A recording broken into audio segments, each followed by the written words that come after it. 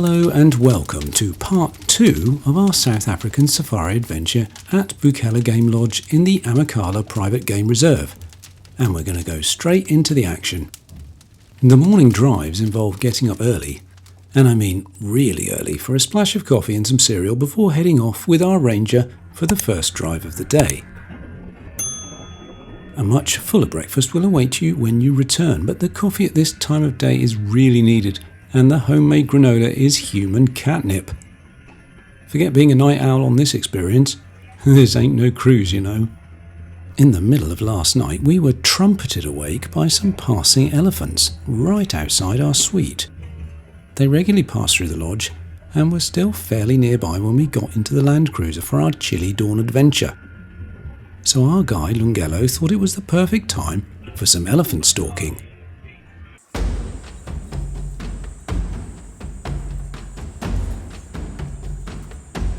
It didn't take us long before these giant beasts were looming out of the dusky morning daylight.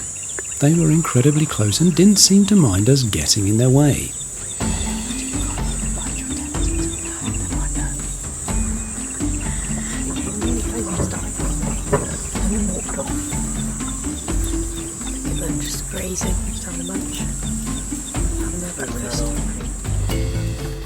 We had an enormous pleasure of tracking the entire herd as they walked alongside the track before disappearing in the undergrowth.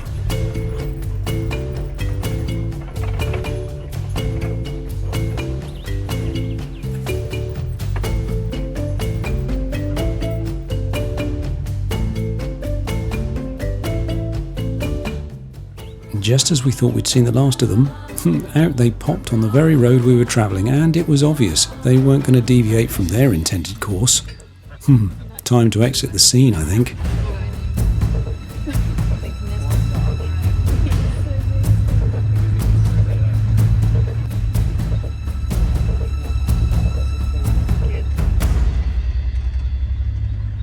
Our second scoop of the day was a couple of female lions, mother and daughter, looking for breakfast. Goodness knows where the dad was, but it was a little unnerving that he wasn't with them. There are only 3 lions in the Amakhala Reserve. Now that might not seem a lot. Surely the place should be crawling with them. I mean, this is after all Africa, and we are on a vast reserve. Well, no, it doesn't work like that. Lungelo explained that for the size of the reserve, only 3 could be sustained.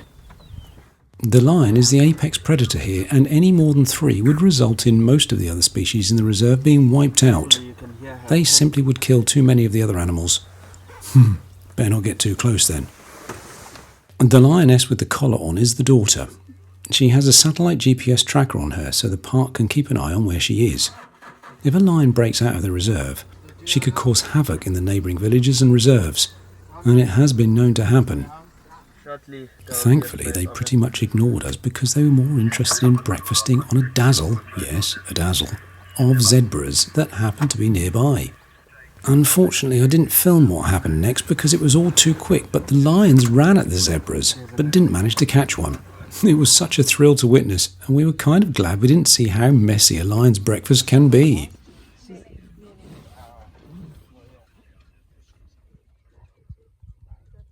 Soon it was time to find a convenient, predator-free spot for some refreshments. The viewpoint we settled for was breathtaking, and the reserve stretched out before you in a beautiful widescreen panorama. I don't think I've ever seen a view quite this so arresting. You literally couldn't tear yourself away from it.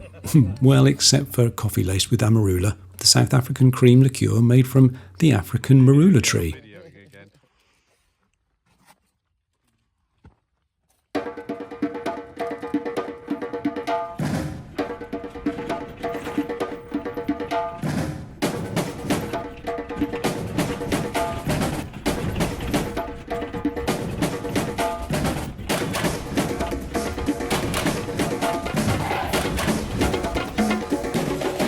Heading back to the lodge for breakfast, we didn't think the day could get any better. And we were wrong.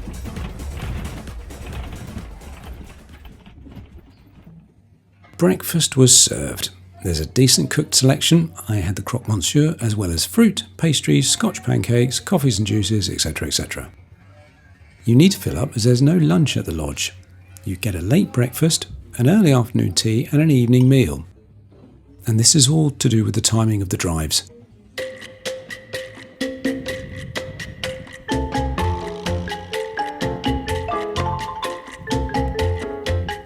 Please let me introduce you to this family of warthogs, that decided to spend the day with us.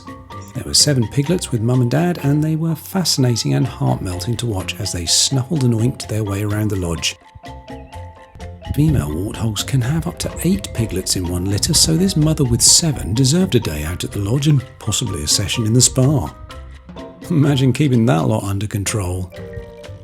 The watering hole around which the lodge is nestled attracts virtually every species of animal on the reserve. You just have to have pot luck as to what shows up when you are there.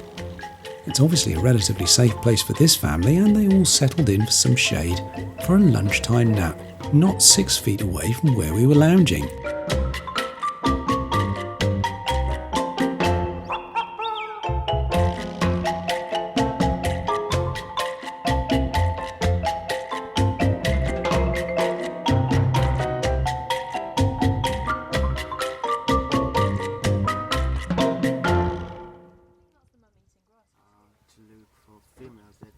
As mentioned in part 1, our suite is right at the end of the boardwalk that extends out from the lodge. The suites and tents sprouting off it in intervals that leave plenty of space around each one. Like I mentioned before, walking down here after dark is not allowed without a ranger with a torch and an experienced eye for danger. Things lurk, and monkeys snatch. Food mostly, but almost anything loose about your person is potentially up for grabs.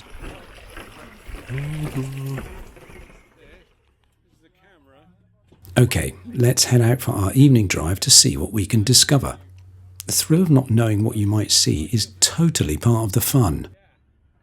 As we are covering 8,500 hectares of reserve, sometimes it can take a little while to get to the area you want to go. Where you go is determined by the rangers communicating with each other over radio constantly to let each other share where the wildlife is.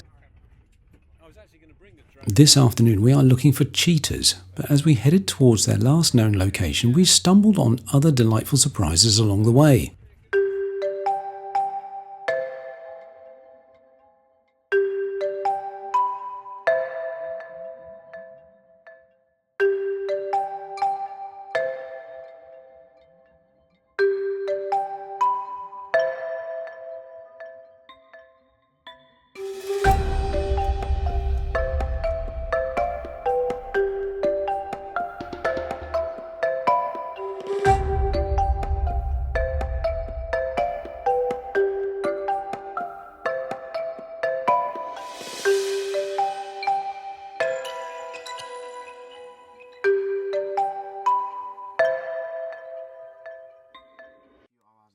In the water, and they're very sensitive to heat, which is why they stay in. For instance, we stopped by this small lake which has a resident hippo.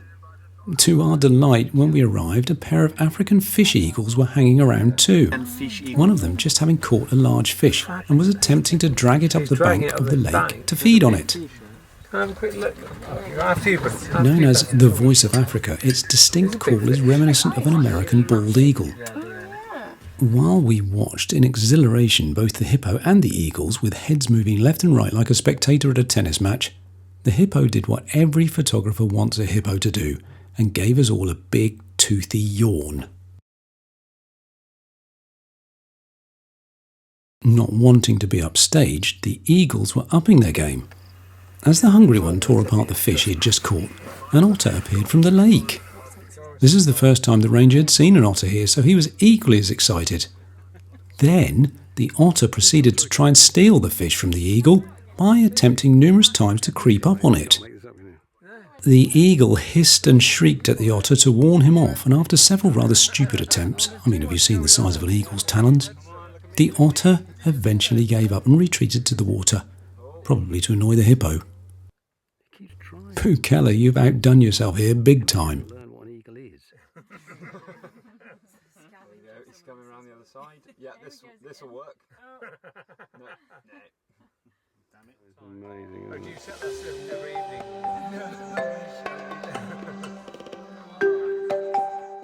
And the otter and the eagle gave me this great picture, possibly my favourite picture of the whole trip. Just look at the anger on the eagle's face. Soon, with us all breathless with excitement, we stopped at another astonishing viewpoint for our afternoon bevies and snacks. The views across the plain were equally as good as the views this morning, punctuated by a lone adult elephant wandering aimlessly across the wide open valley. Oh, the never-ending magnificent artistry of nature, eh?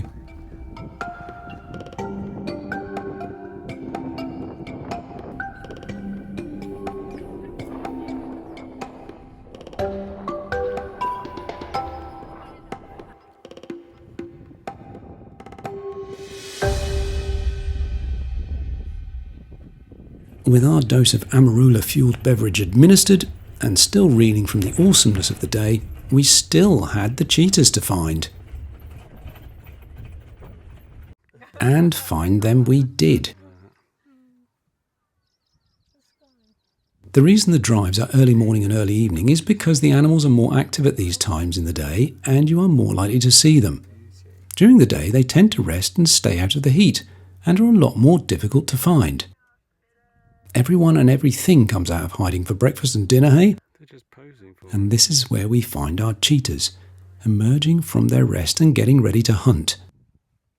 And because they are still a little sleepy, we were able to get some absolutely cracking photos.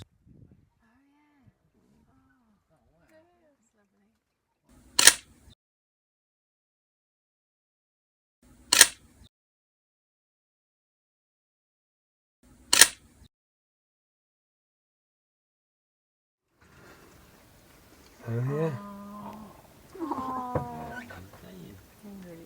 Come here, mate. Would they eat a warthog? Yes. They would. Yes. That warthog spotted it, hasn't it? But I've seen 2 male warthogs chasing a cheetah from its kill, and the cheetah had just killed a red hartebeest calf, and that kill was about 20 minutes old, and they chased the cheetah and started scavenging from the calf.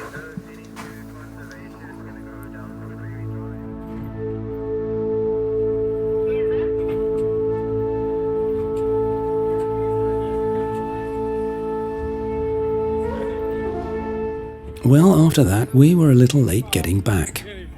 Dusk had crept up on us and pounced like a hungry lion. Did someone mention hunger?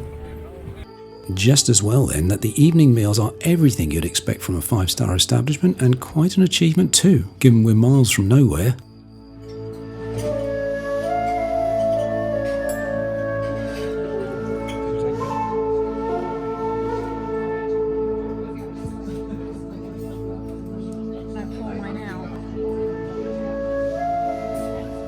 The lounge in the lodge remained quiet after dinner. Everyone had gone to bed. After all, our alarms were set for 4:30 AM and it would begin all over again. Until then, thanks for watching. Please like this video and consider subscribing, and we'll show you what we discovered in part 3. Thank you.